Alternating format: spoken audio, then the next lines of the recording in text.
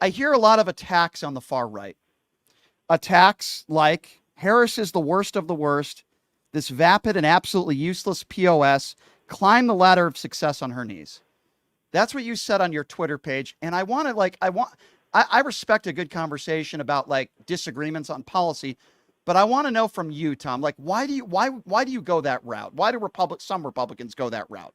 Help me understand. I will be happy to tell you that. So listen, Brian, like when you and I are talking, we had a very great, respectful conversation in the past. Sure. And we can agree to disagree on many things. But what I've watched is, there's two different parts of my world. There's my personal conversations that I have, and then there's my job. Right now, my job is to try and assist with and I'm not being paid by Trump. I'm not affiliated with the campaign. But I do believe he's the right man for the job, and I'm supporting him. So I'm doing my best to try and ensure that he gets elected. One of the tactics that I've seen frequently used by the left, in fact, Saul Alinsky pioneered the tactic, was ridicule. He actually talks about it. I think it was, and I don't disagree that it's an effective tactic. And so I've watched as they've called Trump a traitor, called him this, called him that. I mean, he's been called every name in the book.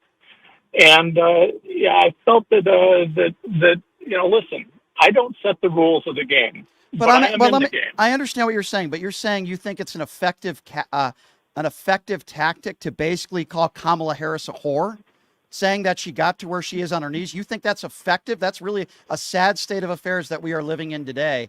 If you think that's... I agree 100%. I think it's a very sad state of affairs. But I mean, if it wasn't effective, then why do I constantly hear the same things about Donald Trump? I mean, I have heard more about grab her by the whatever. Well, that's what he said. What do you mean? That's what he said, I understand that. But I mean, what she did and what he said, what do you mean? What did she do? I don't think personally, Brian, I don't think that we're looking at the moral leaders or church leaders from either party. Why would you say, well, let's talk about that. What is morally Kamala Harris? Why is she this horrible, unparalleled, immoral person? Like, give me an example of like what she's done that's so immoral. I think that the well-documented evidence that her mechanisms of climbing the professional ladder, starting with Willie Brown and going from there. He was an unmarried man, and allegedly she had a relationship with him. Why is that immoral? So you're telling me that this young lady, her 20-something, whatever age it was at the time, right, suddenly just fell in love with this 65-year-old random power broker for no apparent reason? Why would that be immoral? Where's your evidence that she did something immoral? My evidence was manifest. I mean, where's your evidence that the stuff that's been said about Trump? Donald Trump is a liable, because I'll answer that question. Donald Trump is a liable sexual abuser. It was proven in a court of law. He's got 25 women that have accused him of sexual assault or rape, including his ex-wife in a deposition. He's got 5 kids with 3 different women. Isn't that enough, sir, for you to say there's no, with all due respect, there's no comparison? You're saying that Kamala Harris is immoral because allegedly she had a relationship with a guy who wasn't married 30 years ago? I'm just trying to understand why that's immoral. I don't understand. Oh, no, listen. That by itself would be it. I mean, didn't her husband just get accused of... that has nothing to do with her. Rape well, first of all, if you want to talk about her husband, I'm happy to do that with you because it's another insane story, which, by the way, has nothing to do with whether Kamala Harris is immoral, but... You have 3 women. Hold on. Let me respond to that because this is important. You brought it up. No victim has come forward. Let me repeat that. No victim has come forward. No names have come forward. Okay. You have 3 alleged random women that allegedly gave a quote to the New York Post, which is a disaster of a publication. And there's no evidence, no police report. You're an attorney. You know this. There's no civil case. There's no name of a victim. So explain to me why that's a concern to you. Well, it's a concern for the same reason that unsubstantiated allegations against, what's his name, the SCOTUS guy that they just, Kavanaugh. Kavanaugh is the Supreme Court. But Kavanaugh... Well, let me explain to you why I'm saying. Let me explain to you why I'm saying this, Brian, because I want to respond to you with this fully. Sure. I don't think that there is a politician at the federal level on this planet, whether it's Donald Trump, Kamala Harris, or anybody else, that is a moral high ground on anything.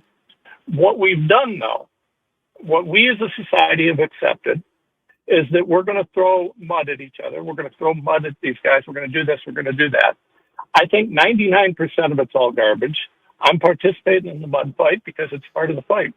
I don't really like, and I'm not going to lie to you about what I'm doing. I don't like Kamala Harris's positions, her stances, her anything on really any issue that she has. I also don't agree with the allegations that were against Trump. If they were true, then I don't approve of it. But in either event, we've decided to make this a weaponized thing. What I found in my work, when I'm actually doing attorney work rather than media work, what I've found is that it's almost never the case that either side is 100% accurate or true. It's almost always the case that there's some truth to both. So what I've got right now as an attorney, when I look at it, is I don't have solid evidence that either party is morally perfect nor completely morally corrupt. So I don't really like it. What it looks like to me, though, is it looks like to me, and this is more just kind of my media hat than my attorney hat. As media hat, looks like you got some woman who climbed the way up the ladder on her knees. Why do you say that? She's manifestly incompetent. Every time she speaks, I get dumber. I literally watch her on this what is it, Call Her Daddy podcast, which why in God's name her wasn't resume, North Carolina and the people dying? But Tom, I got to stop you there. Her resume is Please. 20 times more successful than both of ours combined.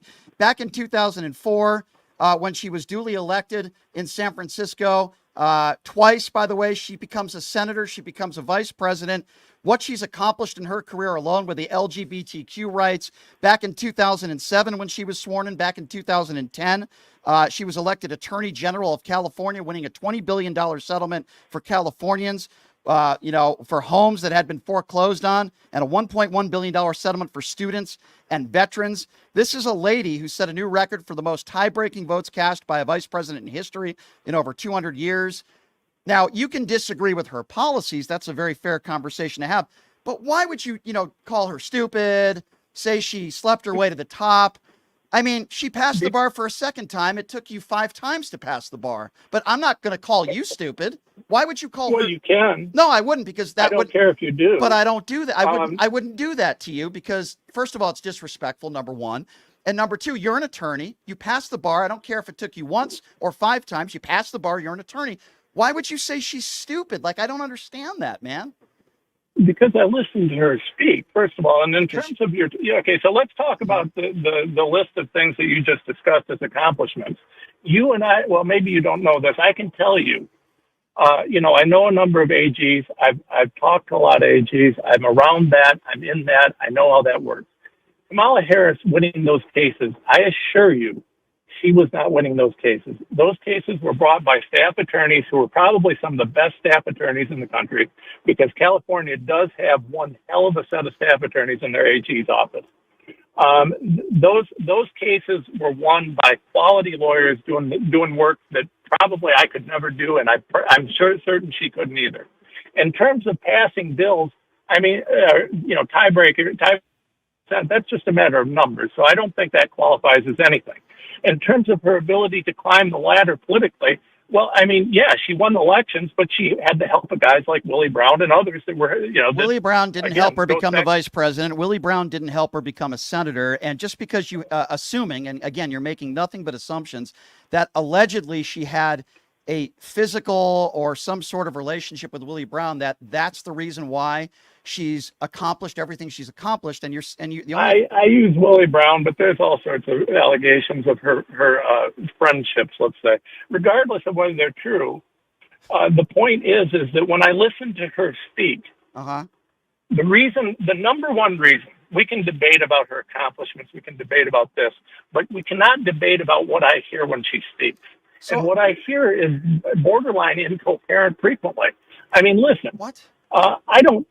Incoherent? When I listen to the word salad, she's off teleprompter. It's a disaster. Did you hear Donald Trump? Did you hear Donald Trump over the weekend when he talked about a bug? Did you hear Donald Trump in the last several months talk about Hannibal Lecter and sharks being electrocuted? Can you compare the two at all? With all due respect, when you hear Donald Trump speak off the cuff and lie about Haitian immigrants eating dogs and cats, legal Haitian immigrants, when he lies about FEMA relief? Whoa. I live in Ohio, and Springfield's about 2 hours from me. So I talked to some people down there. You talked to some people. Well, I heard from the governor, who's a Republican, who said that was a lie.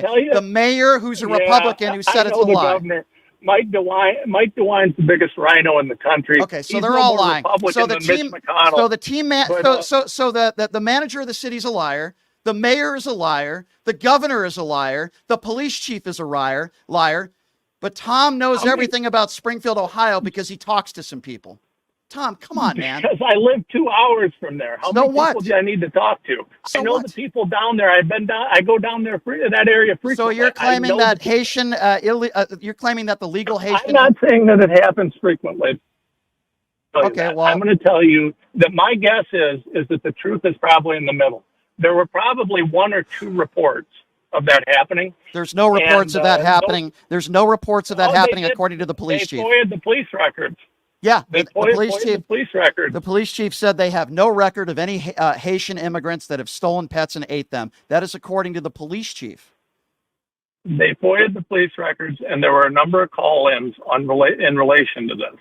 Now, whether the police were followed up, investigated, and decided to charge someone with a crime, I don't know. But I would guess they didn't, because how are you going to charge someone with that crime? What, are you going to dig up the bones? That's something that if it happens, you're not going to have. Listen, I believe that there were pictures of the one guy carrying the ducks or the geese or the whatever. But there was you're right. There was a white male that was an American citizen that was arrested over there.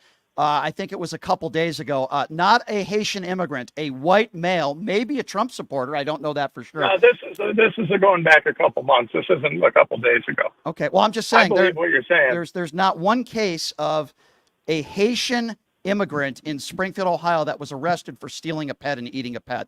That's all I'm saying. I don't know how you would ever expect an arrest on something because like there would that. be. What are they going to? Well, if you steal a pet, that's a crime.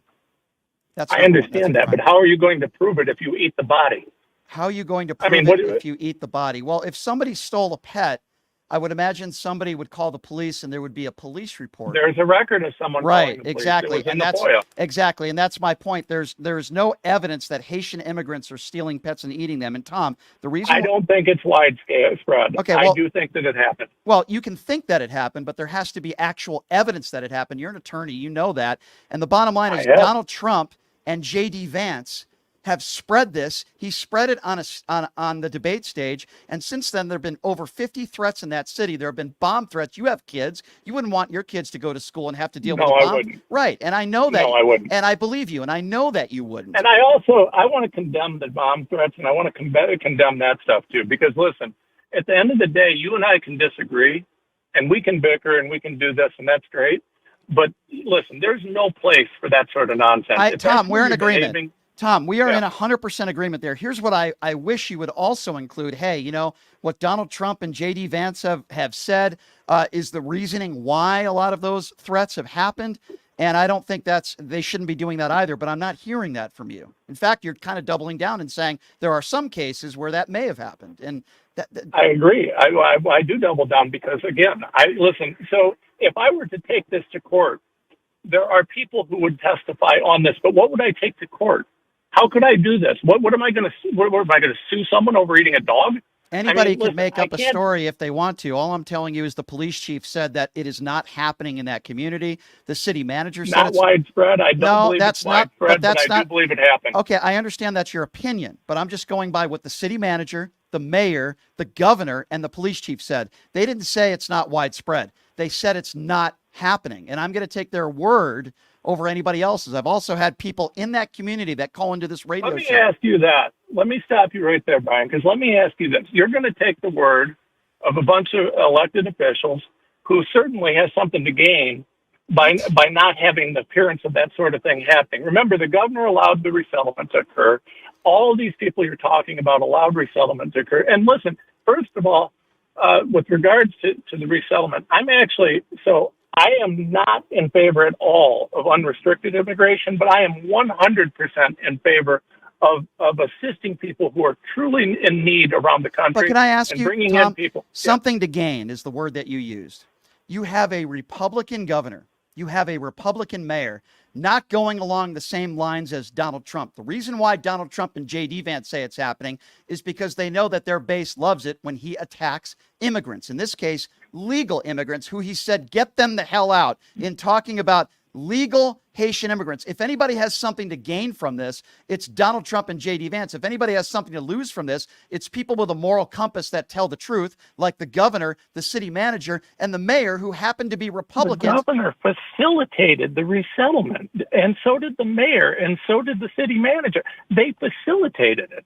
The problems that they're having in Springfield are real. You can go there. I did.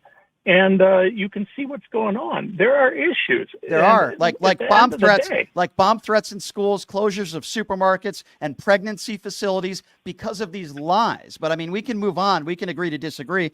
I'm just surprised that you're okay with that. That I'm not saying you're okay. I'm not okay with any of that. I'm okay with telling the truth about it, which is that it's a mess, because we brought people out in without any ability to bring them in. We had no capacity. There's no ability to facilitate them assimilating into the culture, to understanding how our laws work, how our society functions. And when you bring in people without any assistance to do that, which we don't have any plan, our immigration system is broke. I think we can both agree with that. When you do that, it creates a mess. And that's what Springfield is. Okay, so here's what I'll say to that. To me, that's a different topic, in that if you want to talk about immigration and legal immigration, that's a fair conversation to have. But here's what I think is a mess. When you have the presidential ticket with the vice president lying, I know you disagree with me, lying because there's no evidence, saying that Haitian immigrants that are legal are stealing your pets and eating them. And then we have over 50 threats in a community. And the people that I talk to that call into the show every day that live in Springfield, Ohio, say it's more of a threat to what Donald Trump and J.D. Vance said about our community than any legal Haitian immigrant that have been here. That city has been terrorized. So I would respectfully disagree with you. Going back to what we said earlier, I don't think, yes, sir. And again, this is just my opinion, and it's sad if it works. We can disagree with Kamala Harris on policy. You're obviously a Republican. I understand that. You're not going to agree with a lot of the policies coming forth by whether it be Harris. But you say you think she's stupid because of the way she talks. Now, I don't know what that means. Maybe you don't like her laugh. But what about the lies of Donald Trump? What about every single day lying about relief funds from the hurricane? You might not like her laugh and you think she's stupid, which I would disagree with you on, because you don't like, quote, the way she talks. What about Donald Trump just in the last couple of days lying about funds, hurricane relief, and FEMA, just blatantly lying about the communications between Joe Biden and a governor, and Governor Kemp, who said that wasn't true, lying about funds that people are getting and the relief efforts? Wouldn't you call that stupid, lying about something this serious? Well, I'll tell you. So I haven't had the last few days. I've been quite busy, and I've been doing a lot of work on what's going on with the hurricane. Okay. And I've been doing that myself, right? So I haven't listened to what Donald Trump has said on it over the last few days. And one thing about me is I kind of don't trust anybody who's running for anything to an extent. I like Trump. I support Trump. But I always double check things. So what I did was I pulled some data off of FEMA and off of their website and this, that, and other. And I saw a number of things. And one of the things I saw is I just did some basic math, right? Okay. So I took the total number of dollars that have been approved for people in North Carolina. Mm-hmm. And I divided that, by the number of applications that were approved.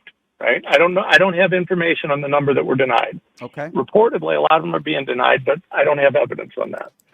So I did that, and it worked out to we've gotten $894 per household, possibly. In some cases, that was per person. You're talking about step one? You're talking about step one in the process, right? I'm talking about what's been reported to have been approved to this moment. Right, which is immediate. Whatever day I correct, which is, I want to clarify. This is what we clarify as immediate relief. There are many more steps in the process. For example, a family who has a home, you can get up to somewhere around $45,000. I just want to be very clear on that. And I also want to be very clear, the immediate relief that you're talking about, because I did some research too, Donald Trump capped that at $500. And Republicans have voted against several bills that have been put forward with Joe Biden in the last 3.5 years, where Joe Biden wanted to to allocate more money with FEMA. Many Republicans do not think that FEMA should exist. So I just want to give some context before you go on. You're talking about the immediate funds that are available. I've heard a figure of 750, and Donald Trump has lied and said that's it. That's all they're going to be getting. That's also not true. And Donald Trump capped it at 500 when he was president. I also want to say about 50% of Republicans voted to shut down the government when they knew Hurricane Helene was on her way. Republicans are also the ones cutting FEMA resources from the congressional budget. And some say, show me the budget, right? Look at the proposals being made by Republicans. Well, I'm going to stop you right here on a couple things. Because first of all, I want you to understand something. I don't like the Republican Party. Okay, the Republican Party is full of people. I got to be honest with you. I have spent as much time ripping Mike Johnson as I have ripping Schumer or Schiff. And the reason for that is that I think that they're wildly ineffective. Let me give you an example. Within the last Ukraine bill, $500 million was offered for refugee resettlement. Now, here's the thing, though. The Republicans are nothing if not sloppy. So in that bill, it was unrestricted, which means that Biden had the capacity to direct that to any refugees he wanted. So, the discussion about the Haitian refugees and the people that were flying in from around the world. Now, understand also, under the law, the definition of a refugee is very, very broad. So there's a lot of discussion. I can't prove it. I haven't gone to Peru. I haven't gone to Venezuela. But there's a lot of allegations about us accepting just absolute criminals in these refugee resettlement programs and bringing them in. Now, we can do that with that $500 million because the Republicans were too damn lazy to write a legitimate bill that actually restricted it for proper usage for helping the people of Ukraine. Yeah. Okay. So I will not defend the ineptitude of the Republicans. There's a few Republican congressmen and senators that I really like, but across the board, there are a ton of problems with the Republican Party. So you got the wrong guy to defend that. Okay, I appreciate you saying that. And going back to my original point, Donald Trump said, quote, over the weekend, "This is the worst response to a storm or hurricane that we've ever seen, probably worse than Katrina. You know what they're giving our people? $750. Donald Trump's cap on FEMA was $500. Donald Trump and many of the MAGA Republicans out there have been against Joe Biden's proposals of allocating more money for FEMA. So really what Donald Trump is doing is attacking his own people. If you actually fact check it, which I have done, and he's lying. He's lying about the communications between Joe Biden and Governor Kemp. Kemp actually already has said and stated that they've had communications. You have Republicans there in that region that have thanked the Biden administration, saying they've gotten everything and anything that they could have asked for, and they appreciate. And then you have Donald Trump going there and attacking Joe Biden and lying. Surely you care just as much as I do about innocent people in that region. It's a tragedy. Every single one of them, Democrat or Republican. And I know that you are telling the truth when you say that, as do I. I appreciate that. Don't you have a problem then with Trump lying and trying to score political points when these people have lost loved ones, they've lost their homes, and Trump is lying about the communication between the president and the governor of Georgia? Well, I don't know what Trump said about the president and the governor of Georgia, but what I do know is that I have a number of people on the ground down there. In fact, I'm actually supposed to be interviewing a guy on the ground who's doing some emergency stuff for my show tonight, assuming he can get signal and can get this and can get that. Yeah. And we've been working very hard to try and figure out ways to help people, talk to people, whatever we could do. And again, I don't care. Listen, I don't care who we're helping. Anybody that's down there needs help, and we need to pray for them as a country, assuming that that's what. Yeah, I'm a prayer guy. But so here's the deal.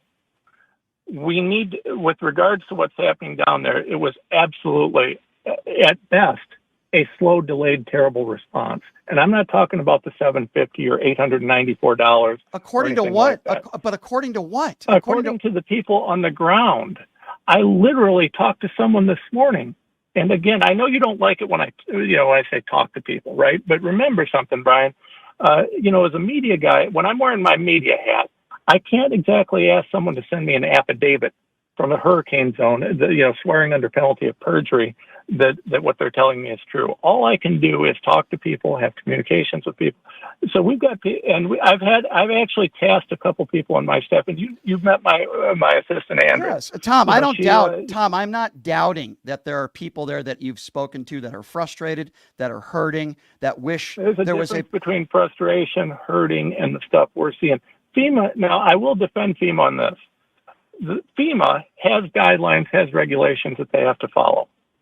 So the thing about that is those regulations, those guidelines, those procedures and protocols are there for whatever reason they are, and they can't have just chaos going on the ground.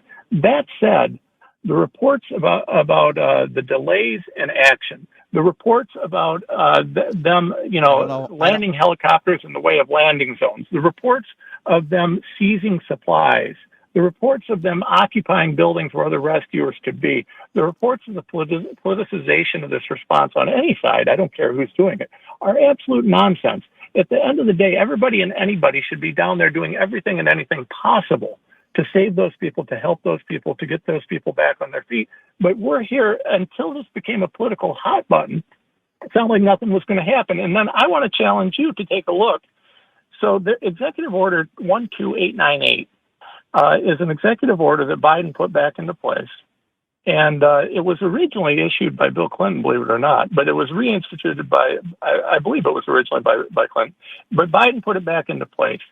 That executive order requires that every government agency consider what they call environmental justice in anything that they do. Now, I just talked about this and just posted some of this on Twitter. And the thing that you got to understand is what that means. And they actually say in the executive order, to the greatest extent practicable and permitted by law. What that means is that the Biden administration has put out an executive order requiring that before you haul debris, and I actually posted a screenshot, you can see this directly from the FEMA website. You have to, before you haul the debris away from the hurricane site, you've got to consider whether the hauling route runs disproportionately through one community or the other. Before you get power on, utility return pre-disaster, I'm literally reading this from the FEMA website, they have to consider where the pre-disaster condition would perpetuate disproportionate and adverse impacts.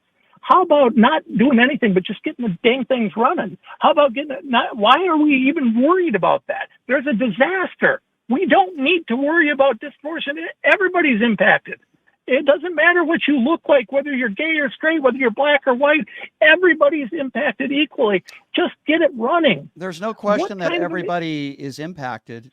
My issue is when you have people that are running states that are Republicans that are saying they have everything they have asked for and thanking the Biden administration, but yet we have people on the far right playing politics, blaming Kamala Harris and Joe Biden for everything.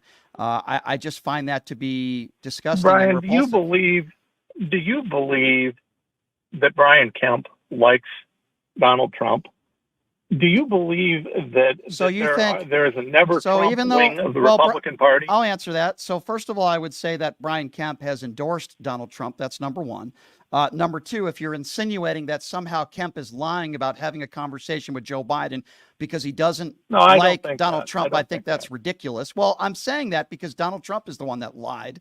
And you could look this up because I'm shocked you didn't see this, that he claimed that Joe Biden didn't get in touch with Kemp, that he wasn't making the effort to get in touch with Kemp. These are Republicans that are praising the Biden administration, and these are also Republicans that are actually not campaigning, but endorsed Donald Trump. So no, I don't think, if that's your question, no, I don't think that these Republicans that are running states in powerful positions are lying because they hate Donald Trump. I think they want to tell the truth, and some of them have begged Donald Trump to stop spewing out information that is hurting their communities and their states. It's one thing to criticize, and it's one thing to say, hey, we need more help here. We need to do a better job here. Okay, fine. That's fair game. But to blatantly lie, I'm not saying you are, but certainly Donald Trump is. I just find that problematic.